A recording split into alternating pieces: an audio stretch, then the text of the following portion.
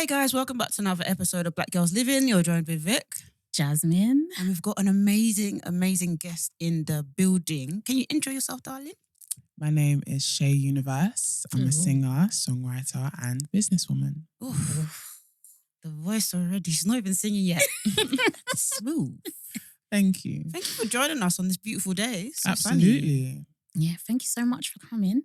We know you've had a busy week/month release of the new album on Congrats. Valentine's Day. Congratulations. Thank you. Thank you V-Day. so much. I was going to ask about that. Are you Lover's Girl? Well, obviously. But are you branded a Lover Girl? Because V-Day drop. I know. I feel like I am. I feel like I am branded like a lover girl. Yeah, definitely.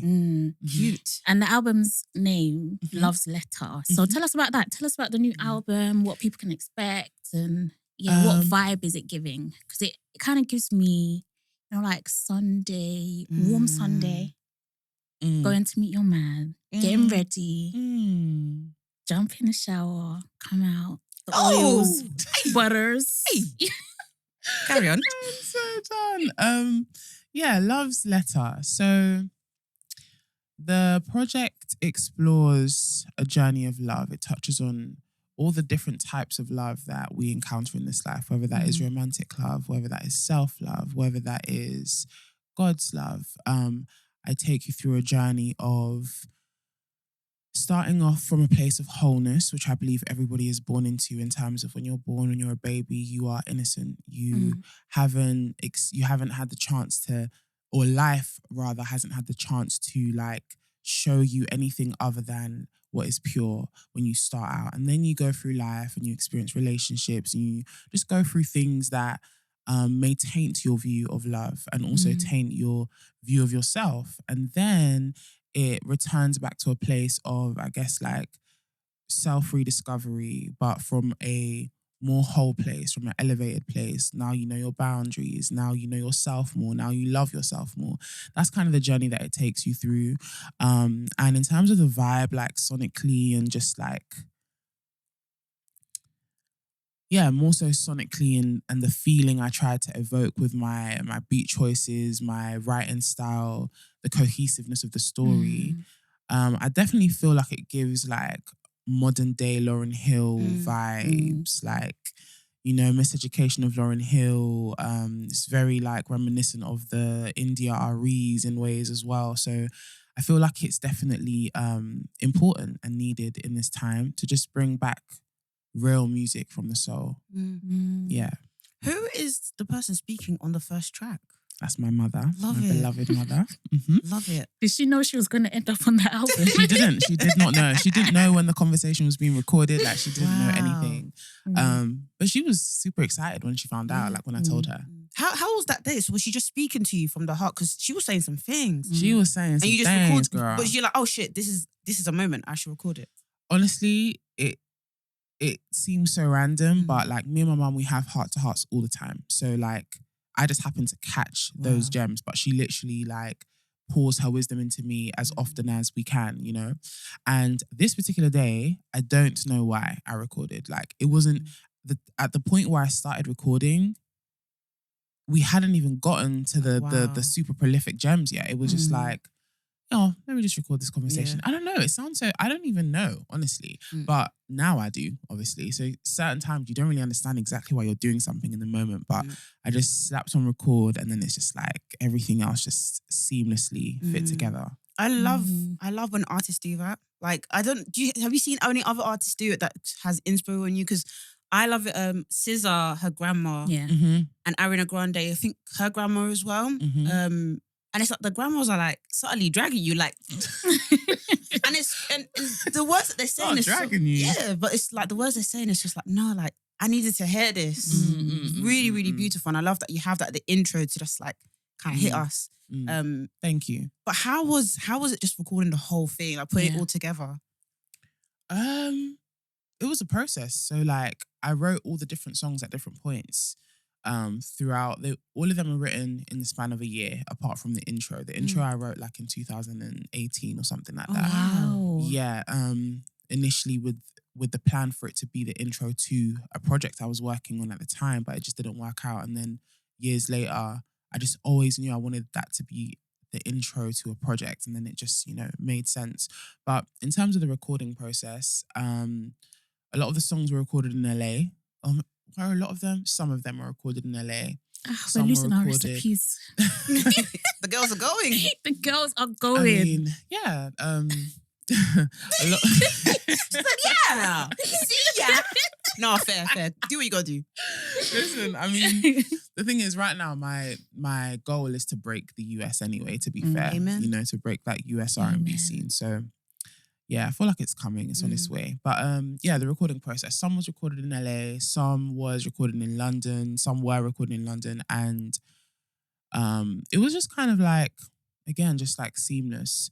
I didn't have a premeditated idea of what this project was going to be until like it just created itself, basically. I knew I wanted to create a project that had a cohesive story, but I didn't really know what it was going to be until it started to play out. And then in the midst of the process, it was like, Love's Letter, and the pieces put together. So it was very organic.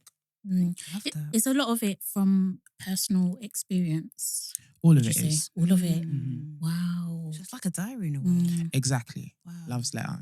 So I did that. Artist. Are there any standouts for you then personally? Like, do you have your favourites from the album? I mean, obviously all of it, but I feel like my answer to this question is going to be different every single time they see a new interview or something come out of me, because I keep changing my mind. But I think today, What's Love is still up there for me. Yeah, What's Love is still my up there. Personal favourite. Yeah. It's your favourite? Yeah. Oh, that's wow. my personal favourite. Okay. Yeah, I love What's Love. I feel like More Than Enough is also up there for me as well. And I think, let's do top 3. The third one, I would say, as of right now, it's changed from yesterday, because yesterday I had a different top 3, but I'm going to say 08. 08. Yeah. No, fair Solid. enough. Can you tell us about your recent trip to New York? Oh, yes, girl, I can. Share the Please, tea. share Yes, the I tea. can. That trip was probably the best trip of my life, actually. Wow. When I really think about it, yeah. I've never been in this place in my career before. This is by far the furthest along I've ever been, I believe that I'm on the cusp. I really do believe that I'm literally at the tipping point. There's so much more to come, so many exciting things in the works. And that trip was like the realization of how close I really am. That trip was like, you're actually, stardom is within reach. You're right there. You can touch it, you can taste it, you can smell it. It was crazy. I had like a full press run. Shout out to my team at the Orchard. I have like a US team that basically worked to put the whole press run together. They packed up my schedule. They made sure like as soon as I landed, I was doing interviews, I was doing roundtable talks, I had headline shows. I was busy, but it didn't feel like work necessarily because I was just doing what I loved. I was with people I loved. It was so crazy, but it really put things into perspective, and like it made me realize, honestly, like I was born to do this. Yeah. And you can see it, literally what you're saying is like what your mum was saying in the first track. Like she was saying like success, like you're successful. She was saying more success is on the horizon. I remember she was saying that. I was like, so sweet and adorable when someone else sees it for you and that encouragement. Can we take it back to like when it all started for you? Like what was the song that kind of catapulted, that made it all like captured everyone's ears? For me, it was I don't want to sing because it's inspired by that garage song. You Lose. That's it. Okay. And I heard that in lockdown. I was like, who is this? That was a song for a lot of people actually. But there was one song that came before that was like, I guess my first mini breakout, and that song was called No Stalling. Okay. No Stalling was the first song that like, I think just started to get me a certain level of attention or visibility that was higher than anything I'd reached before. And then following that was You Lose. Yeah, so that was like the next step up. And when that song broke me out, that really established another level of like, okay, a lot more people know who I am, know my name, know my face now. So yeah, I would say No Stalling and You Lose were the two like breakout songs. And how did it feel when you were like, oh shit, people know who I am. People are listening to my music. How did that feel?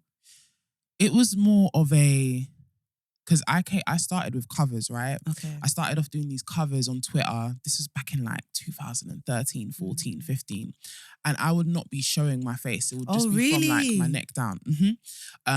Just singing my favorite songs. This is like Baby Shaé. I was super innocent, didn't know nothing about the industry, right? And those covers would go viral. So I was already somewhat accustomed to people like knowing of me or being in conversation. But what I wasn't accustomed to is people putting a face to my name and actually like knowing me, the person, like, you know, or the artist rather.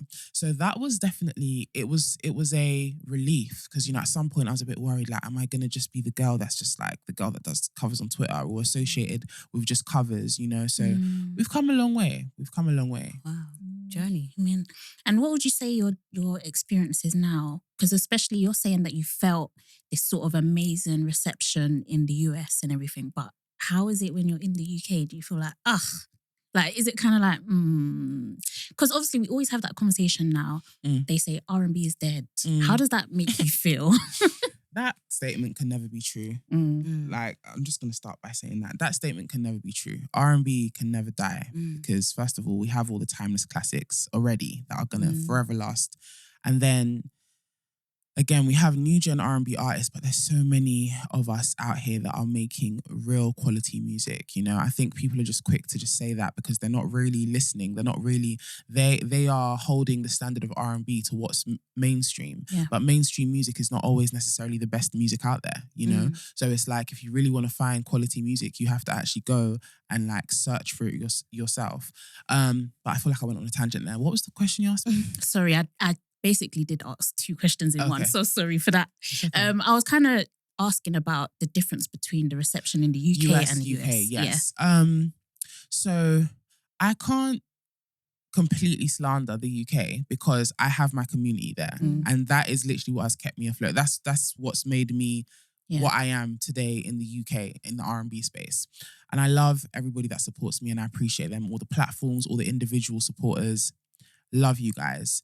I think the issue with the UK comes once you get past the community and then you start to look at the infrastructure of the actual industry and, you know, the people who have the power to allocate budgets and decide what is pushed to the forefront, to decide what is invested in, really invested in and pushed. Like, they're not trying to hear it. Realistically, I'm going to keep it a buck. They are not trying to hear it or invest or really put their money where their mouth is because they don't know what to do with artists like me. And, you know, it's not ideal. I would rather it not be that way. We still have a long way to go. But it's also not the end of the world because, okay, cool. If you don't know what to do with me, somebody else will. And it seems like America does know what to do with me. So I'm, you know, taking that route and I'm sure everything will eventually come and meet up. But yeah, I think that's mainly what it is. But again, every single great person that I've studied, that I've watched, I, you know, listen to their interviews and stuff, it's like they always have the story in one way or another of like not being understood. Like, you know, at some point I gave you all of this on a plate and you made me feel like this wasn't enough, but to somebody else, that's a gold mine, you know? So you have to just go where the love is. Definitely. And I guess, does that mean there are more US trips on the horizon? Oh, absolutely. You guys have no idea what's on the horizon, but very exciting things. Very, very exciting so things. there's things, girl. There's things. I can't even say too Guys, much. you guys can't see, but her team are smoking. The tea is hot. Yeah, the tea is piping hot. Damn. It's piping hot. But yeah, I'm just excited and I'm grateful and I'm happy with the pace that everything is moving. Like, I wouldn't have had things happen any other way, you know? No, God is good. Yeah, I love that for you. God is good. What I want to ask you then, are there any artists that you would love? Oh my God, I was going to ask this. Yes. That you would love to work with. Sorry, your eyes are saying so much, but so little. Yeah. Any artist I would love to work with. I always say this artist, Brandy. She's up there on the list. Wow, yes. would love to work with Brandy. That would literally like make my whole life. Who else? There's a lot of people on the list and it changes a lot as well, actually. But I think I would love to work with Frank Ocean. I know he's more of a rare one, but I feel like, yeah, if I got a chance to make music with him, it would be beautiful.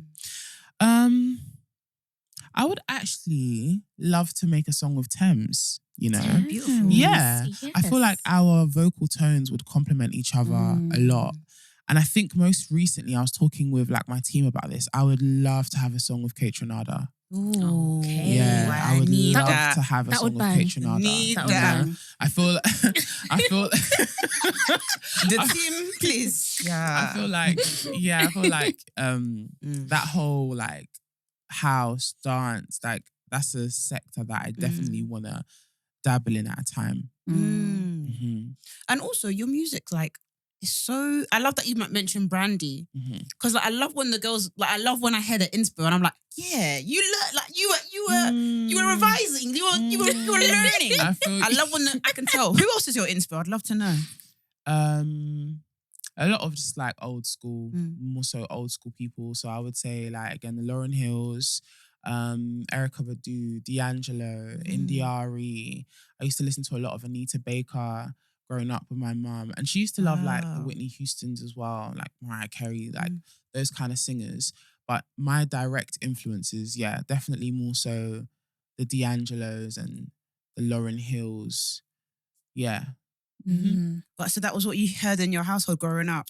I think what I predominantly heard in my household growing up was like African praise, number one, because I was born in Nigeria and then I moved to London when I was 4 years old. So even though I was super, super young, I still like remember the feeling, like the atmosphere of the household. And it was a lot of gospel, like African praise, praise and worship. And you know, that's different to the gospel that we have in the Western world. It's a lot, So there was that, but then there was also the ballad singers. So like the Anita Bakers and that whole Barry White and everything like that. So it was a mix. But even though that's what I grew up listening to, I feel like what directly influenced me was more so my personal taste in music. So when I got old enough to actually start discovering artists for myself and just finding what I like and what I don't like. Beautiful. Let's talk about Baby Shaé a bit. Okay. So getting into like, so when did you know I can sing? When was that moment? Because you know, sometimes, I don't know if anyone's had this, well, obviously not you, but Yeah, not the pros. you know when you record yourself, because you actually think, I can sing. No, we all have it. We've all had it, trust me. We've all. You record yourself and you're thinking, let is me a lie. hear this fire. And then when you hear it back, you're like, Are you sure? Let me try it again. Sure? I know exactly what you're talking about. And honestly, singers are no different. Like we all had to start somewhere. Though I've always had like a natural flair for singing, I haven't always sounded like I do right now. Like I had to, my voice has definitely developed. It's definitely matured. It's definitely become more refined, you know, from like a couple years ago.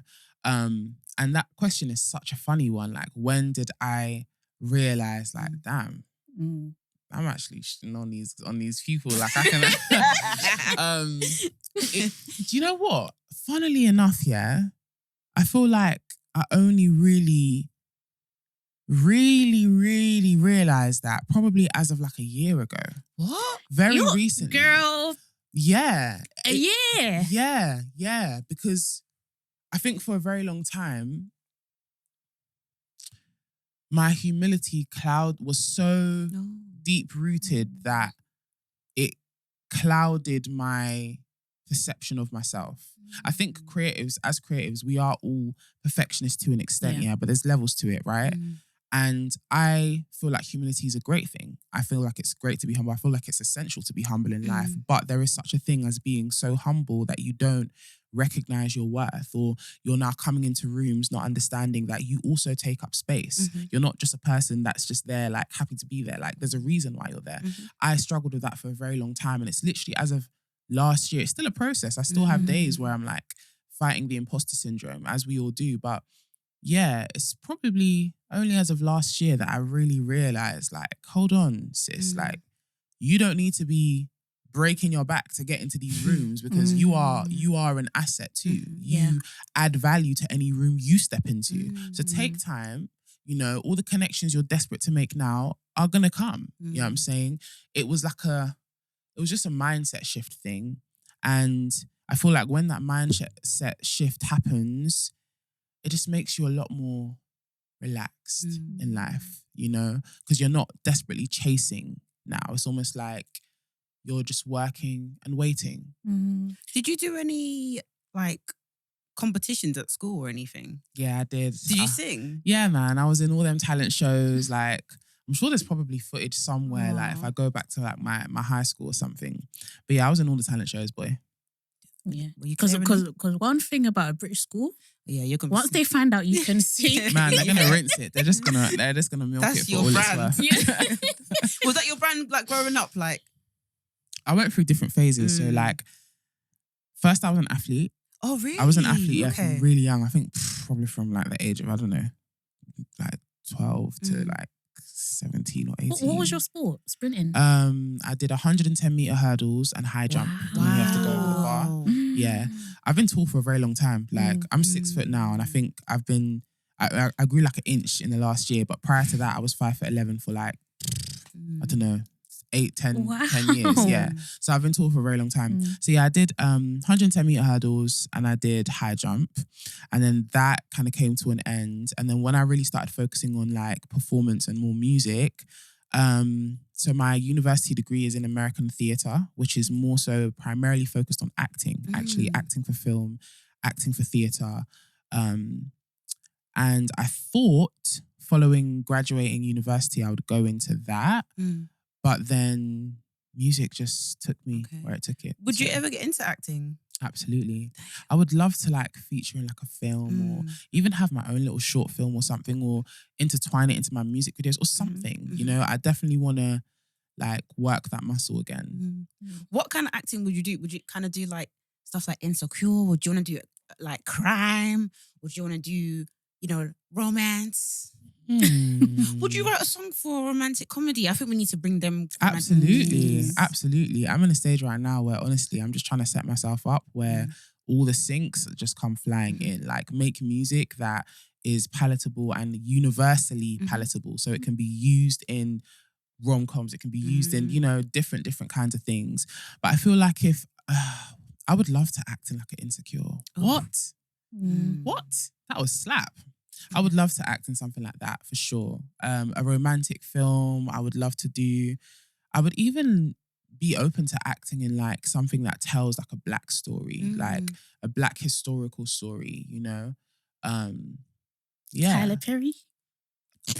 I don't know about that. No shade. No shade, but yeah, I don't know about that. Did you find that was me being a setup. Did you watch it? You set me up. You set me up. Did you watch it? Have you seen the film, the latest one? No, I haven't, you know. Have you? Yeah. What do you think about it? Well, 6 out of 10. 6 out of 10? 6 out of 10. Fair. Have you seen it? Victoria. Hello? Okay. Have you seen it? I haven't, but I've seen. You've seen all enough? I needed to see. Yeah, I've seen all I needed to see. Enough. Yeah.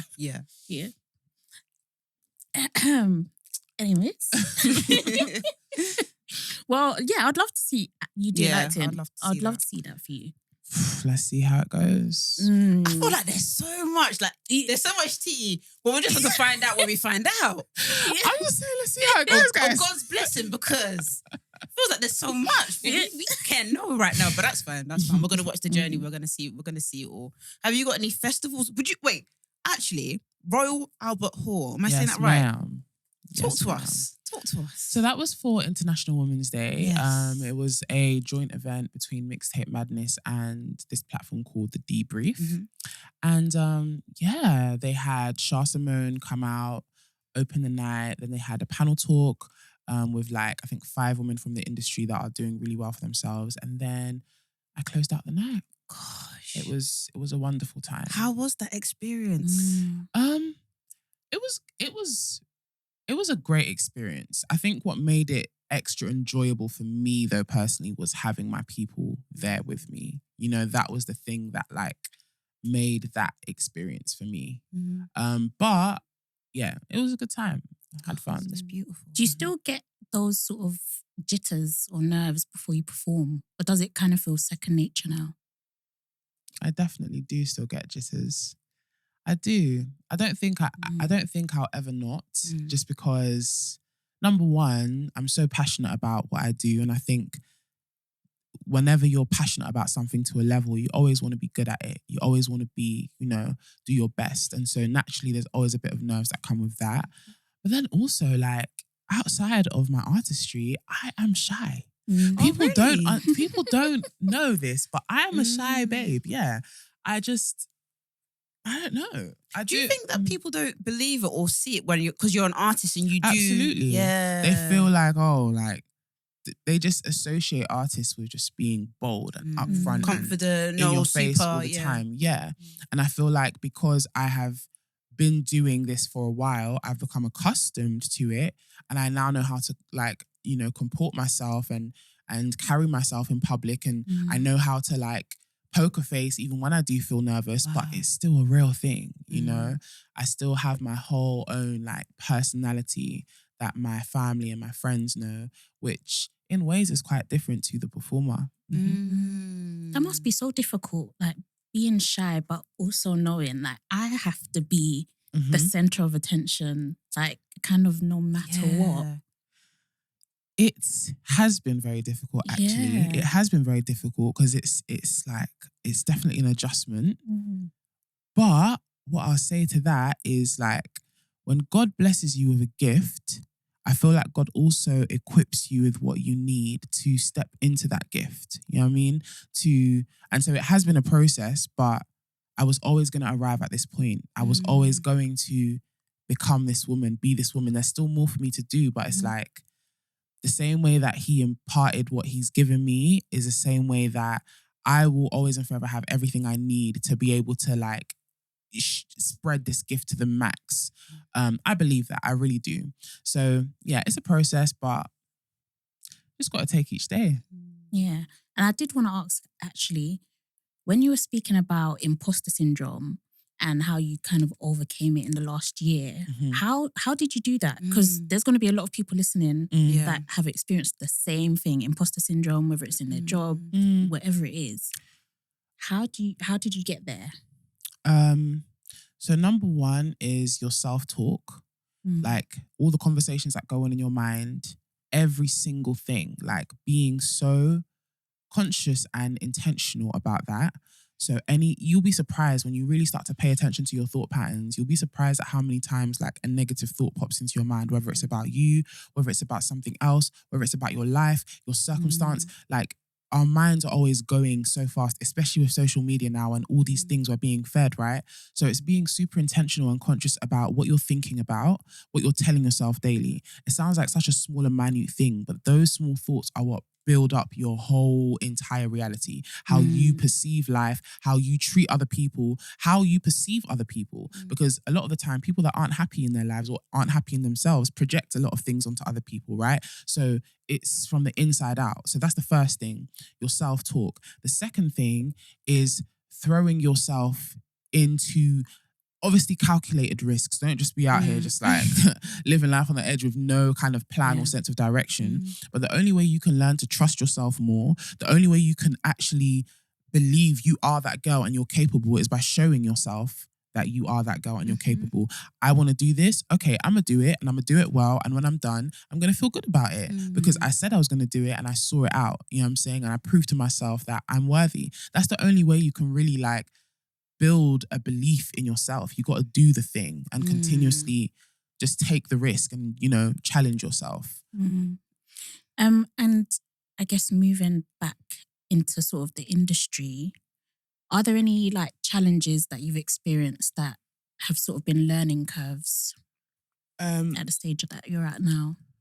I've experienced so many challenges from financial challenges to my personal life, just going crazy whilst things are still happening professionally, to then even industry things where it's people just not putting respect on my name. For a very long time, people would treat me as though like they understood, wow, this girl's got something, but I didn't have the respect yet. I didn't have the credentials yet. And so people would just treat me like, yeah, I want your gift, you know, do your backing vocals or whatever on my track, but don't, you know, no credit, no nothing. Sorry, man. Yeah, that was a stage where I was going through that stuff. And honestly, it's a blessing to be able to reflect back now and be like, wow, those people that just took the mickey, I'm in the same rooms as them now. Wow.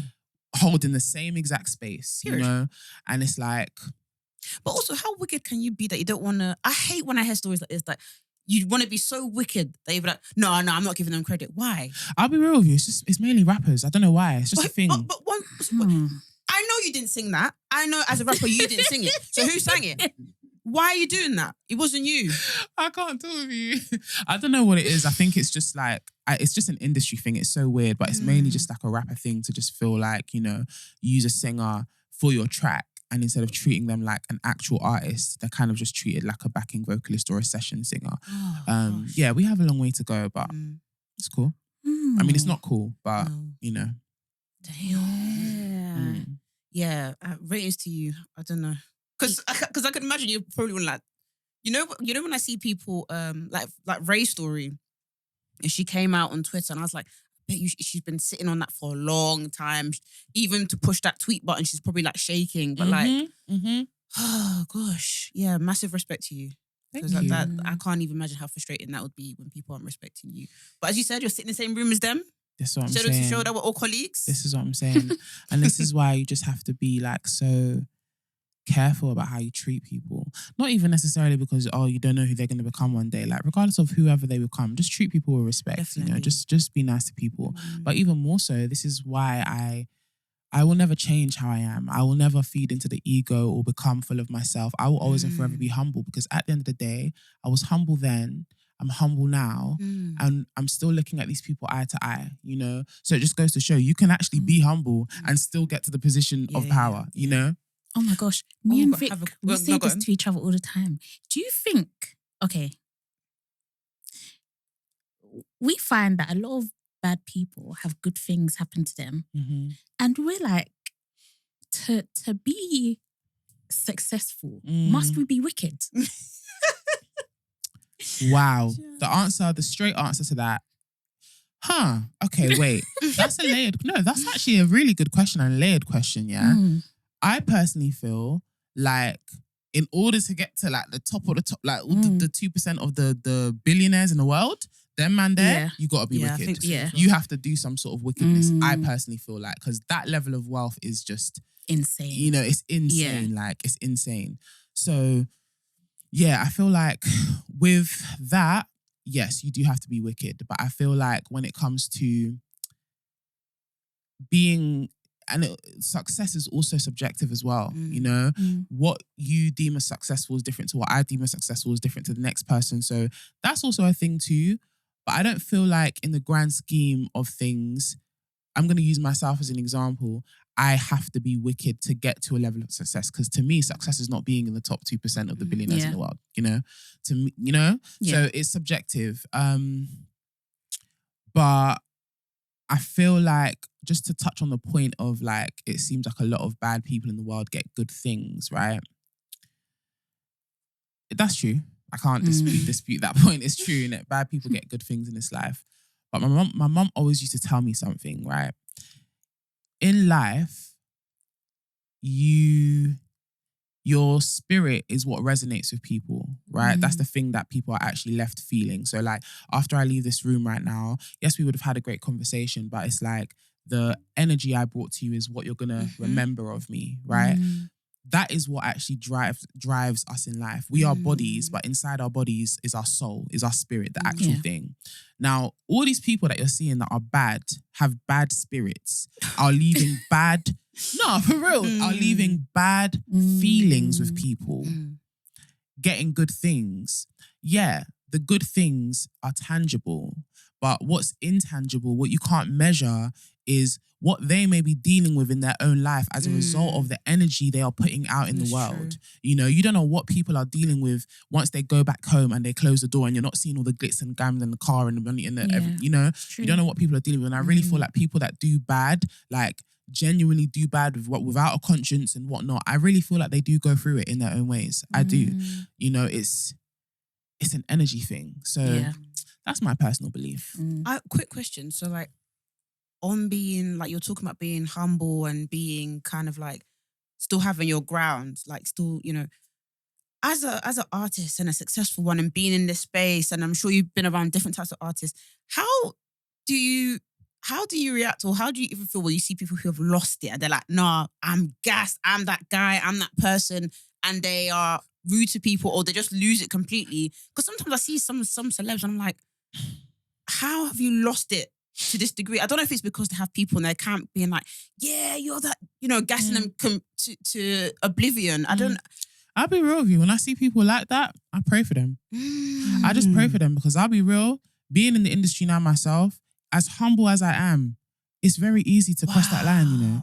It's very easy to cross that line because you're always surrounded by people that are gassing you up 24/7. They're telling you how amazing you are. Like, oh my gosh, you just, you know, it's like people can so easily get caught up in the ego of feeling like, wow, I'm really that person. All these people really revere me and look up to me. Like, people get nervous in my presence. Like, it's a deeper thing, you know. And if you don't know why you have started doing this, if you don't have a grounded and rooted reason, of course you're going to get lost in all of that. Yeah. You know? James Corden, I know Jazz does not like James. But why? A lot of people don't. I mean, I don't really know too much about him. Something about him gives me the heebie-jeebies. You know, like I feel like, it's a really strong feeling. And Vic always sends me videos. Whenever she sees clips of me being validated, she will send it to me. And I'm like, I know. There was I know. There was a recent one, where he was talking to someone. I think that Jay, you know that Jay guy, I can't remember his name. He used to be a Buddhist or a monk. I can't remember. But he did an interview and he was basically like, yeah, like imagine going to work every single day and there's a massive picture of you on the wall. Like you would feel like you're the best person. I was thinking, nobody, and the thing is, it's like what you're saying, it's like no one can really say to him, listen, cool down, we're all humans. At the end of the day, if an earthquake happened, the earthquake is not going to be like, oh my God, James Corden, we're going to, everybody calm down, we're all humans. Yes, you're a billionaire, but we're all humans. It's so scary when I see that. Yeah. Power trips, man. Power trips. All right, let's get into knowing Shaé a bit better outside of music. What are you watching at the moment? Mr. and Mrs. Smith.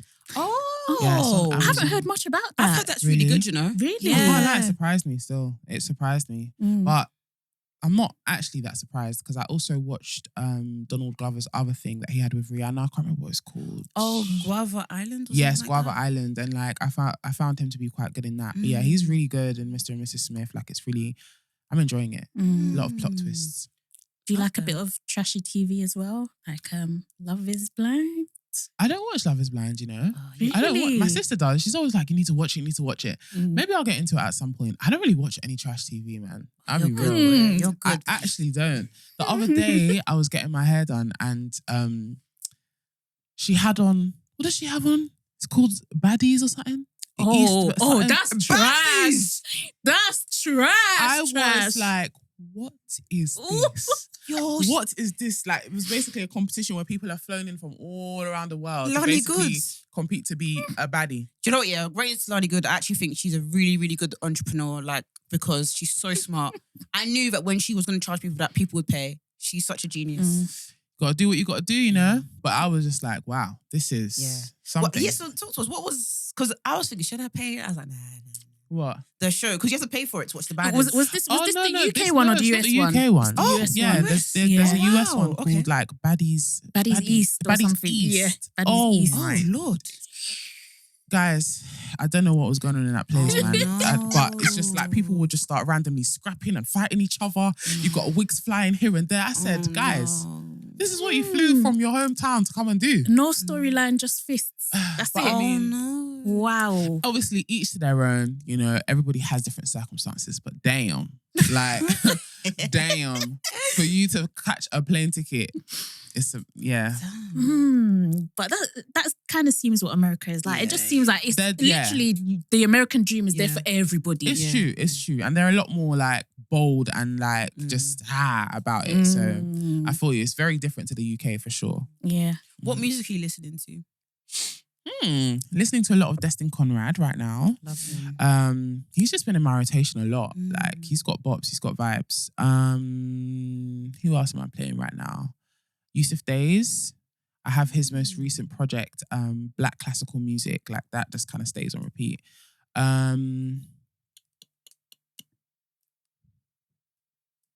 else am I listening to? Madison Ryan Ward. Madison Ryan Ward has like a project she put out most recently. It's actually marketed as a gospel project, but like it's so relatable. It doesn't feel like it's boxed into gospel per se. However, the lyrical content is definitely very uplifting and like so. Yeah, I would say that's what's been in my rotation recently. Nice. And do you have any festivals coming up that you want to tell people about? Yeah, I do actually. So, well, I mean, I can tell you about it, but right now the like date I think is still being confirmed. Okay. Yeah. But we still have a bit of time. Yeah, we still have a bit of time. So, Great Escape. I'm gonna be headlining DJ Ace's Everything R&B stage, and that's either gonna be on the 16th or the 17th of May, one of them. But they're still trying to figure out the dates with that. So, yeah, just keep an eye out for that one. Do you want to help us get into some dilemmas before we jet off? Yeah, I love this kind of stuff. Let's go. Let's see if we can wheel one up. So people just send in their dilemmas. Yeah. Wow. Yeah. It's actually quite precious. Like, wow, you really trust us. This is what I'm saying. I love that kind of stuff. My boyfriend is really, really ambitious and wants to be a big architect. I hope I said that right. Architect? Yeah. But when there's deadlines, he's working till 10 p.m. Sometimes even 3-4 in the morning. 3-4 in the morning. What time is he going to work up for work? I obviously tell him it's insane. And so does his co-workers and family. Sorry, if your co-workers are telling you, it's yeah. Let me 3:40 in the morning. Do I just deal with it because it's his dream? Oh, bless you. Wait, I'm confused though. It jumped from sometimes he finishes at 10 to then 3:40. She said sometimes, yeah. So, but how did it jump from him finishing at 10 to... Oh, she said he can work till 10 p.m. and sometimes it can even go up in the morning to like 3-4 in the morning, yeah. Okay, as an architecture, what do? You're drawing buildings, right? And you probably have to like maybe work with engineers to kind of be like, is this a safety thing? Can we actually possibly do this? I want you guys to answer first. Why? You think he's got a secret life? Do you know what?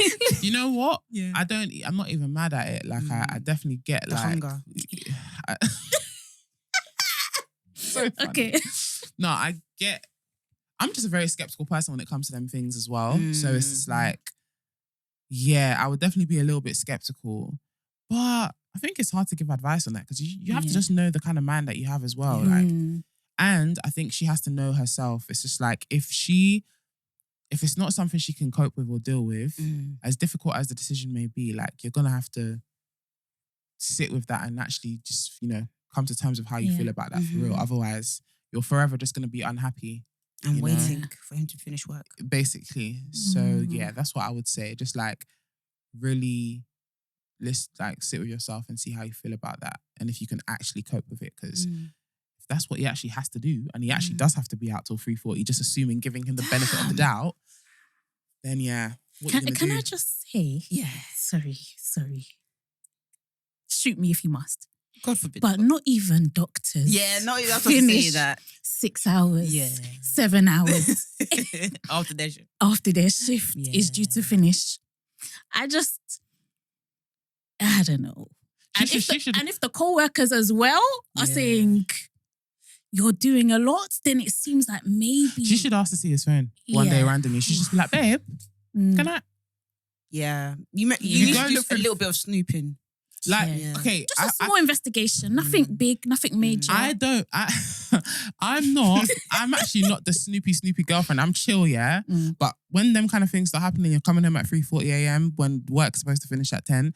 I'm gonna catch you off guard at some point and ask you what's going on. And then once everything's calm, and I'm like, oh, cool, I can chill, I can relax. But you can't be too naive with these things sometimes, man. Because 3 a.m. that means you've done 2 work days in one. And also, I can The mathing. Yeah, I can understand maybe like you're like overworked at work, and then you're like you've come home from work and you're like, oh, babe, I need to work more. And I can see it with my eyes, I can see the laptop and I can see the architectural buildings. Yeah. But if you're coming, how do you even get home? Actually coming home at 3:40. Yes. I need to see That's the what I'm saying. buildings. Like, there that must be you're- an alternative.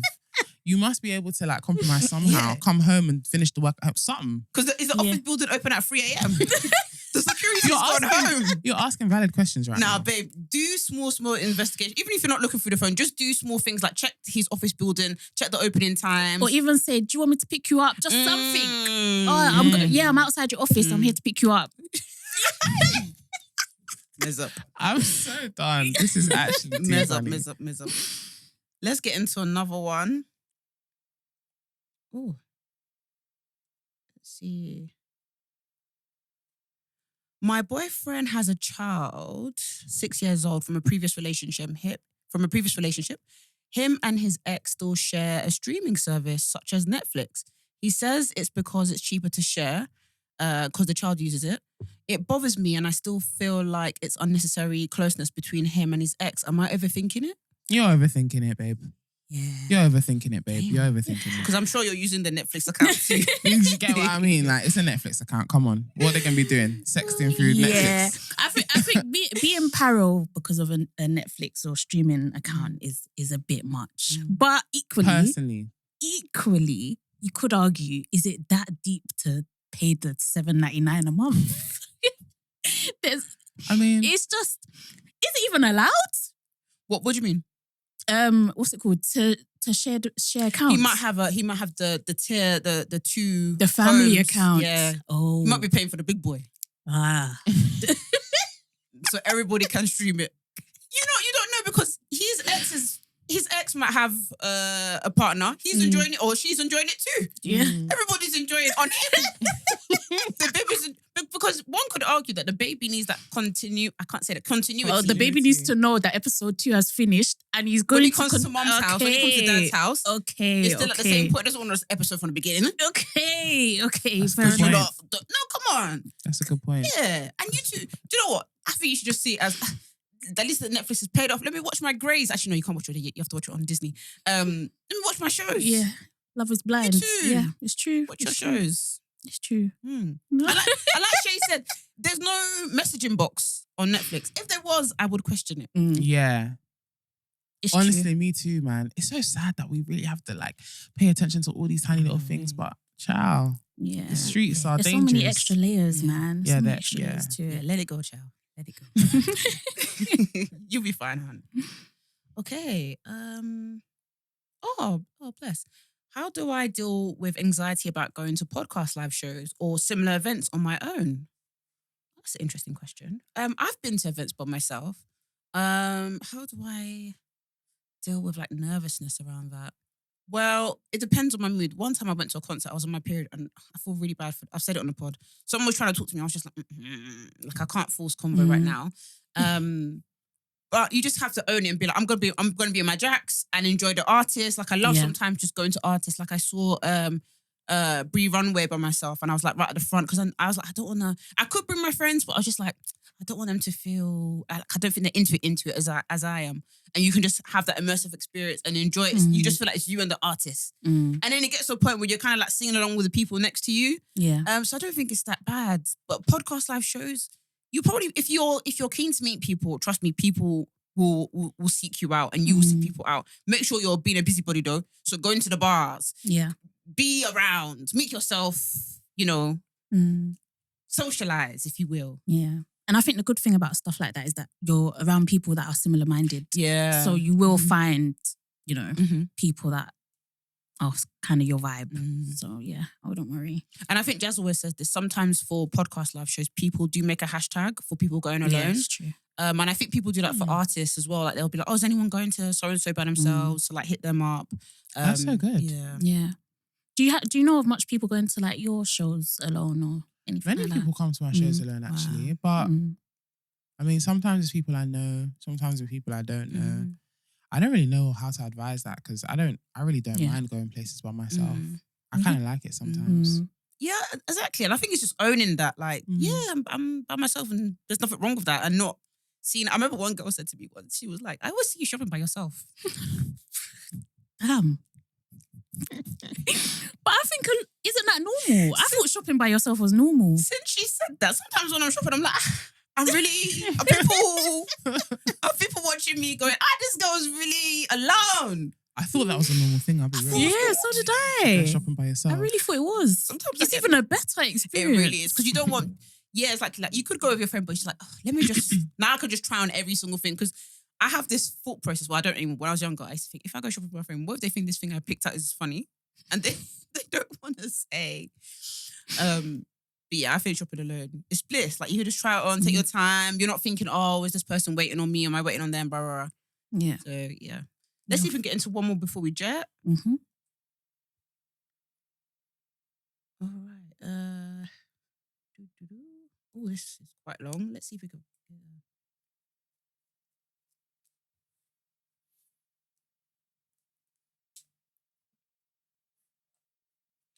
Oh, bless. I'm losing the will with job rejections. After job rejections, trying to push through positivity, and I don't know why things aren't working out. It's so hard to be happy for others at the moment, reaching milestones and celebrating their accomplishments.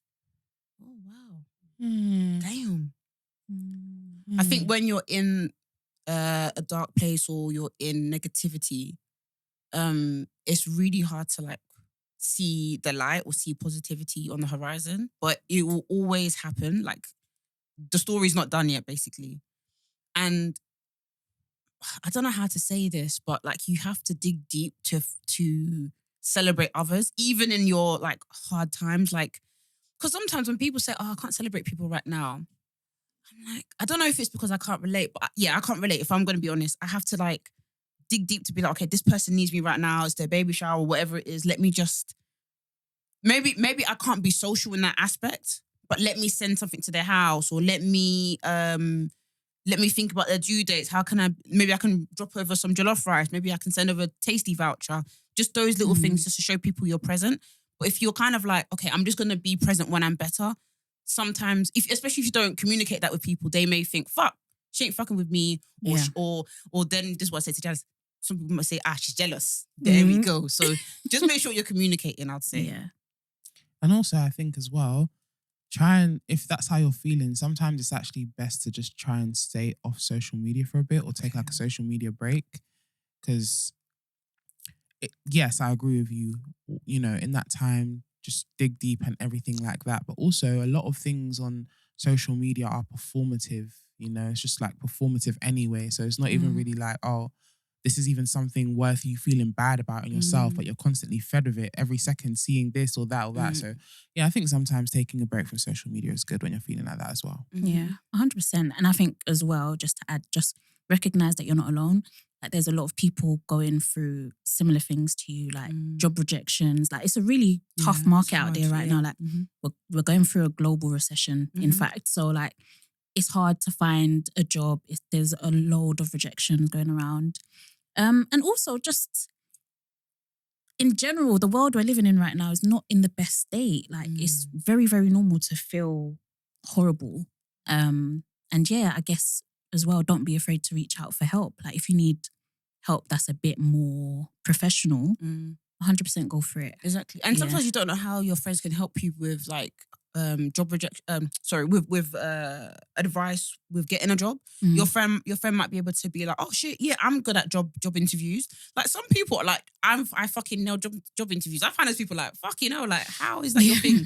But some people, they can really give you the tea how to win people over, how to appear more confident, or like I know on TikTok people are saying that there's little things you can do. Like let's say you have a job interview on Zoom, you can put the notes on the screen. Or sometimes you can even just like minimize the zoom so you're not actually seeing people's faces. Sometimes that can put people off. There's many, just make sure you're being honest with your friends because they may be able to help you in ways that you probably didn't even think about. Or they may even be able to connect you with someone. So just try and be vocal. I know it's very, very hard. But we're sending you good vibes and blessings. Righty.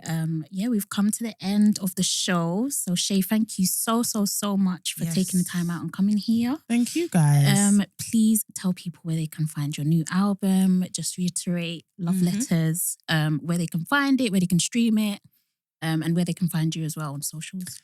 Yes, so my name is Shaé Universe. I really hope you have enjoyed this. If you want to listen to my latest album, it's called Love's Letter.